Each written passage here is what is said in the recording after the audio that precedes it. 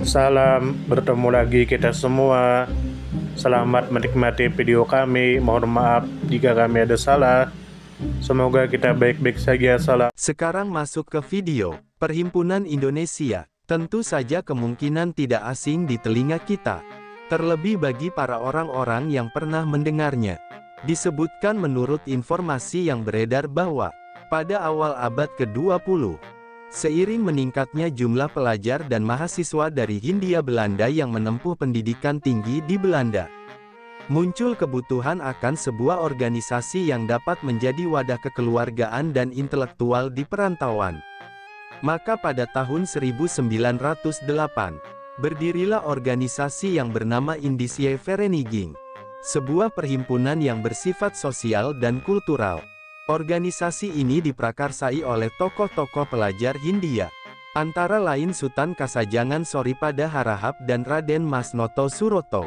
Kemudian menurut informasi yang beredar bahwa, seiring berjalannya waktu, terutama setelah tokoh-tokoh seperti Dr. Cipto Mangunkusumo dan Suwardi Surjaningrat bergabung pada tahun 1913, arah perjuangan organisasi mulai berubah. Perhatian terhadap isu-isu politik dan masa depan Hindia Belanda mulai mengemuka. Mereka menyadari pentingnya organisasi sebagai sarana perjuangan bangsa. Meskipun pada awalnya buletin yang mereka terbitkan, yakni Hindia Putra, belum mengandung muatan politik. Namun kehadirannya mencerminkan semangat nasionalisme yang mulai tumbuh di kalangan pelajar Hindia di Eropa. Kemudian menurut informasi yang beredar bahwa, pada tahun 1917, seorang akademisi Belanda bernama Profesor Cornelis van Vollenhoven memperkenalkan istilah Indonesis sebagai pengganti Indisch untuk menyebut identitas kebangsaan penduduk Hindia.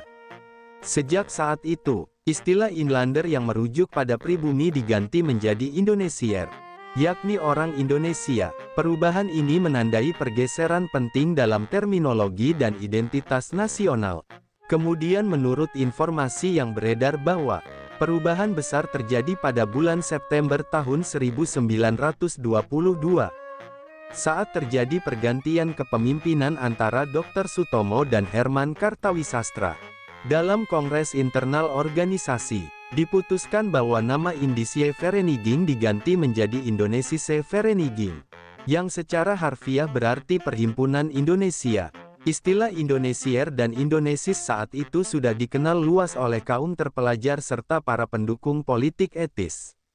Kemudian menurut informasi yang beredar bahwa, dengan semangat baru, majalah Hindia Putra kembali diterbitkan dengan Muhammad Hatta sebagai pengasuh utama. Majalah ini terbit setiap 2 bulan, terdiri dari 16 halaman, dan dikenakan biaya langganan sebesar 2,5 gulden per tahun. Di tangan Muhammad Hatta, Hindia Putra menjadi media penting penyebaran ide-ide anti-kolonial. Dalam 2 edisi pertamanya, Muhammad Hatta menulis kritik tajam terhadap praktik kolonial sewa tanah oleh industri gula di Hindia Belanda, yang terbukti merugikan petani secara sistematis. Kemudian menurut informasi yang beredar bahwa, ketika Iwa Kusuma Sumantri terpilih sebagai ketua pada tahun 1923, arah organisasi semakin progresif. Perhimpunan mulai menyuarakan gagasan non-kooperasi, yaitu perjuangan menuntut kemerdekaan tanpa bekerja sama dengan pemerintah kolonial Belanda. Tahun berikutnya, di bawah kepemimpinan Muhammad Nazir Datuk Pamuncak, nama majalah Hindia Putra resmi diganti menjadi Indonesia Merdeka, menandai tekad perjuangan kemerdekaan secara terbuka. Pada tahun 1925, organisasi secara resmi mengganti namanya menjadi Perhimpunan Indonesia. Muhammad Hatta kemudian terpilih sebagai ketua organisasi pada tahun 1926, dan menjadi ketua terlama yang pernah memimpin organisasi tersebut, yaitu hingga tahun 1930. Sebelumnya, jabatan ketua hanya dipegang selama 1 tahun. Di bawah kepemimpinan beliau, Perhimpunan Indonesia mengalami perkembangan signifikan. Muhammad Hatta memperluas cakupan pergerakan dengan membangun jaringan, dan menyampaikan gagasan kemerdekaan ke berbagai forum internasional.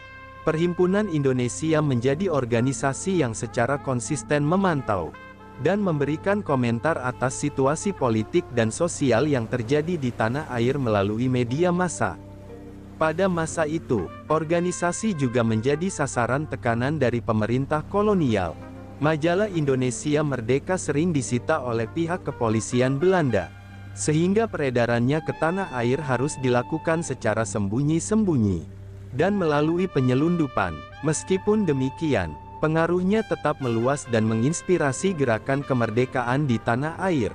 Dalam konteks politik internasional, Perhimpunan Indonesia juga menjadi aktor penting dalam mengusung isu kolonialisme ke panggung dunia. Ketika tokoh Partai Komunis Indonesia, Semaun, datang kepada Muhammad Hatta dan menawarkan kepemimpinan pergerakan nasional kepada Perhimpunan Indonesia, organisasi ini menolak dengan pertimbangan ideologis.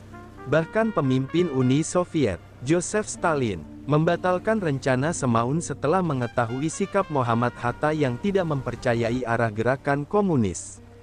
Perhimpunan Indonesia melahirkan banyak tokoh besar dalam sejarah Indonesia.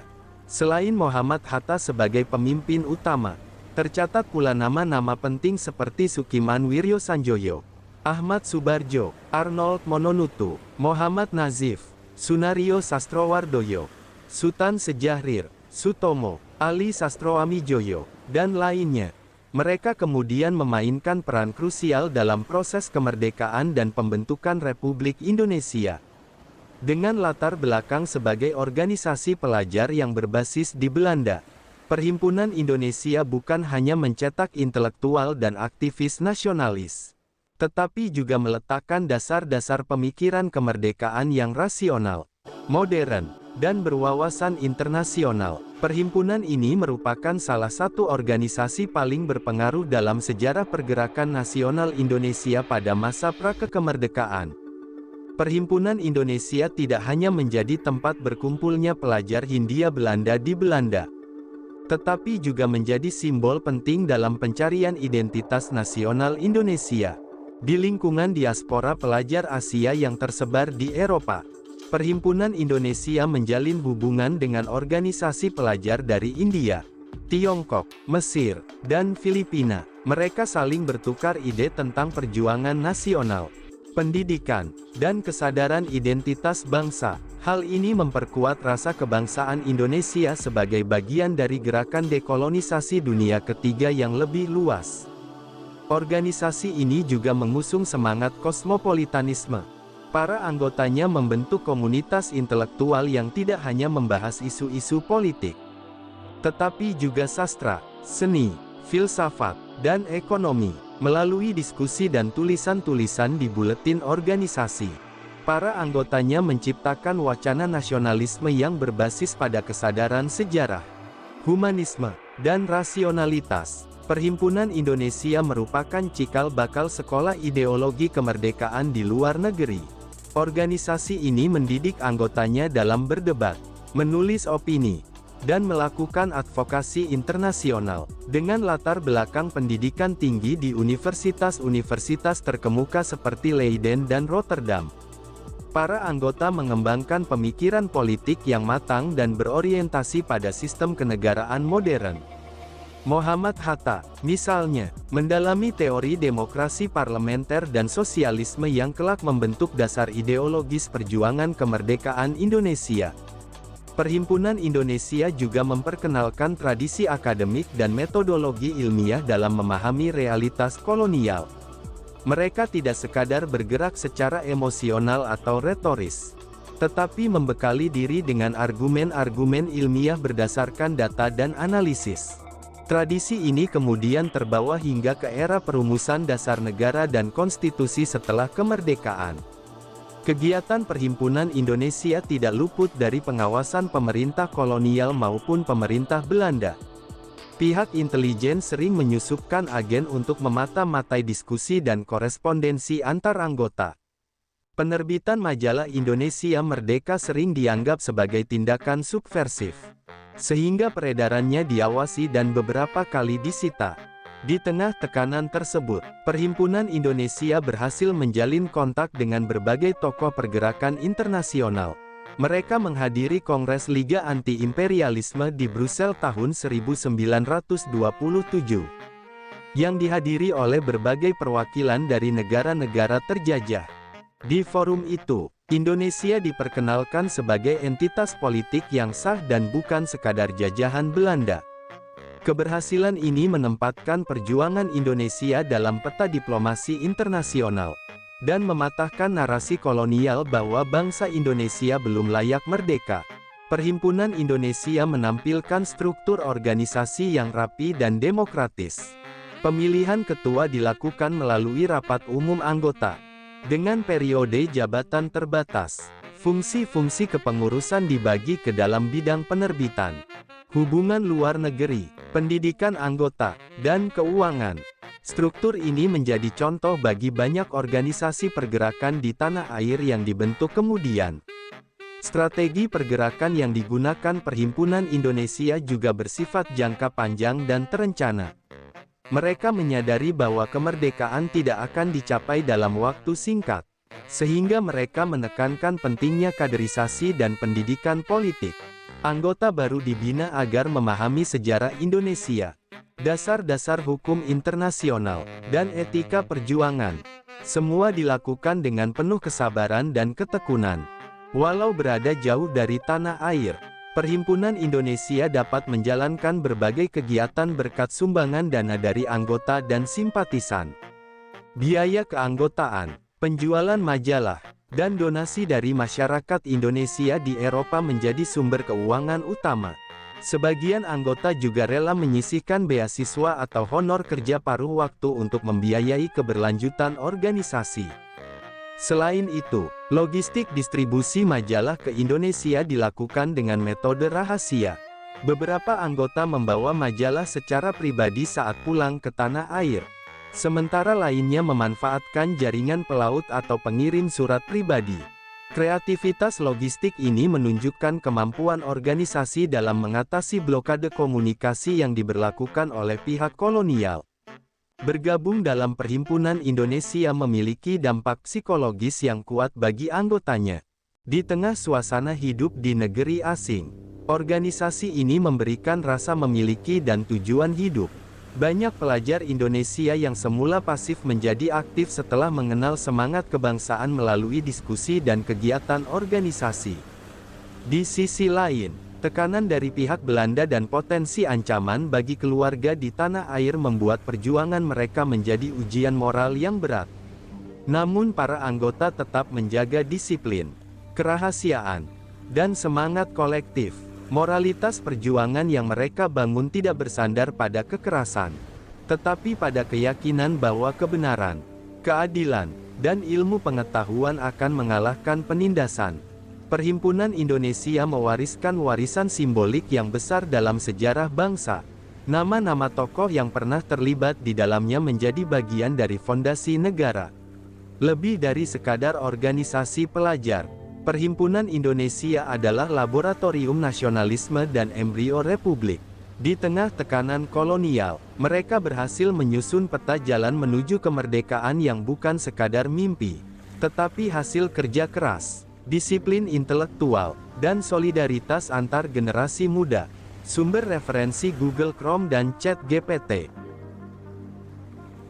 Di balik kemajuan suatu bangsa, tentu kita tahu akan ada selalu sosok-sosok yang memberikan pengaruh besar, meski sering tak terlihat.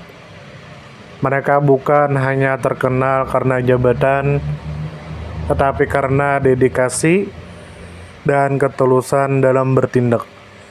Tokoh atau figur seperti itu tentu kita tahu lahir dari berbagai latar belakang. Ada yang berasal dari desa kecil, dan ada pula yang tumbuh di tengah kota yang ramai. Tentu kita tahu bahwa tokoh bukan hanya soal ketenaran. Tokoh adalah tentang peran. Mereka bisa menjadi seorang guru yang sabar mendidik di pelosok negeri, atau seorang warga biasa yang peduli terhadap lingkungan, dan konsisten menjaga kebersihan kampungnya. Semoga apa yang kami sampaikan bisa bermanfaat, menambah wawasan, dan jadi motivasi positif untuk kita semua. Dan tentunya semoga kita semua selalu diberikan kesehatan, selalu dilancarkan rezeki, selalu dimudahkan segala urusannya. Dan jika Anda mempunyai pertanyaan atau komentar atau saran, langsung saja tulis di kolom komentar. Kami sangat terbuka buat masukan yang membangun supaya kedepannya bisa lebih baik lagi. Jangan lupa like, share, subscribe biar Anda tidak ketinggalan konten-konten seru dan bermanfaat. Tetap semangat, jaga kesehatan, dan terus jadi versi terbaik dari diri Anda. Sampai berjumpa di video selanjutnya. Salam hangat dari kami semua, dan selamat beraktivitas. Jika ada salah kata atau penyampaian yang kurang pas, itu murni kami pribadi yang salah. Terima kasih banyak, mohon maaf yang sebesar-besarnya. Semoga kita dan orang tua kita masuk surga, amin, salam damai.